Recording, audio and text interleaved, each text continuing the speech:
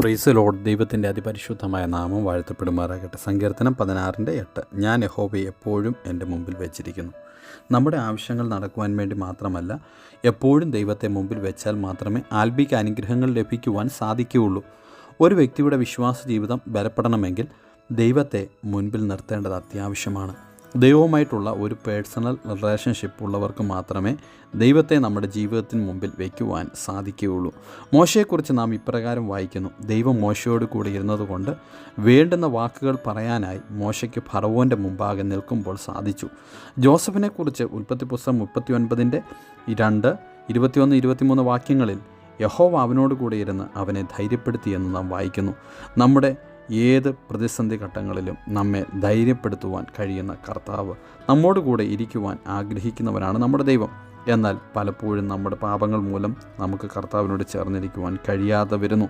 ദൈവത്തിൽ നിന്ന് അകന്നു പോകുന്നത് മനുഷ്യരാണ് എന്ന് മനസ്സിലാക്കാം. ഞാൻ യഹോവയെ എപ്പോഴും എൻ്റെ മുമ്പിൽ വച്ചിരിക്കുന്നു എന്ന് പറഞ്ഞ ദാവീദ് താൻ പാപം ചെയ്ത് ദൈവത്തിൽ നിന്ന് പിന്മാറിയ സമയത്ത് സങ്കീർത്തനം 10:1 യഹോവയെ നീ ദൂരത്ത് മാറി നിൽക്കുന്നത് എന്ത് എന്ന് ചോദിക്കുന്നു.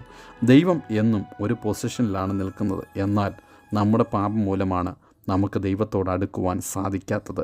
യെശയ്യാവ് 59 നാം വായിക്കുന്നു: നമ്മുടെ അകൃത്യം മൂലം ദൈവം നമ്മെ പലപ്പോഴും നമ്മോട് മുഖം മറയ്ക്കുവാനിടയായിത്തീരുന്നത്. പാപത്തിൽ വീഴുക എന്നുള്ളത് മാനുഷികമായ ബലഹീനതയാണ്. എന്നാൽ അതിനെ ഏത് രീതിയിലാണ് നാം കാണുന്നത് എന്നതാണ് പ്രാധാന്യം. ആദാം ഹവ്വ സാഹചര്യങ്ങളെ പഴിചാരി. കയീൻ ഞാൻ എൻ്റെ അനുജൻ്റെ കാവൽക്കാരനോ എന്ന് ഒരു റിബല്യസ് ആറ്റിറ്റ്യൂഡോടുകൂടെ പറയാനിടയായി. ആക്കാൻ പാപത്തെ കുഴിച്ചു മൂടി പാപത്തോട് മറുതലിച്ചവരും മറച്ചവരും കുഴിച്ചു മൂടിയവരും ശപിക്കപ്പെട്ടപ്പോൾ ദൈവസന്നിധിയിൽ കരഞ്ഞ് കേണപേക്ഷിച്ച ദാവീദ് അനുഗ്രഹം പ്രാപിച്ചു. വ്യസനത്തിനുള്ള മാർഗം എന്നിലുണ്ടോ എന്ന് നോക്കി ശാശ്വത മാർഗത്തിലേക്ക് എന്നെ നടത്തണമേ എന്ന് ദൈവത്തോട് ദാവീദ് പ്രാർത്ഥിപ്പാനുമിടയായിത്തീർന്നു എന്ന് തിരുവചനത്തിലൂടെ നമുക്ക് മനസ്സിലാക്കുവാൻ കഴിയും. എങ്കിൽ ദൈവത്തെ എപ്പോഴും നമ്മുടെ മുൻപിൽ വയ്ക്കുക. ദൈവത്തിൻ്റെ വഴികളിൽ വിവേകത്തോടുകൂടെ നമുക്ക് നടക്കുവാൻ കഴിയുക.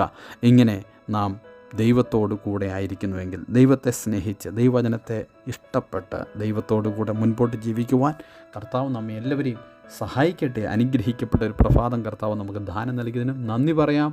Have A blessed day. God bless you all.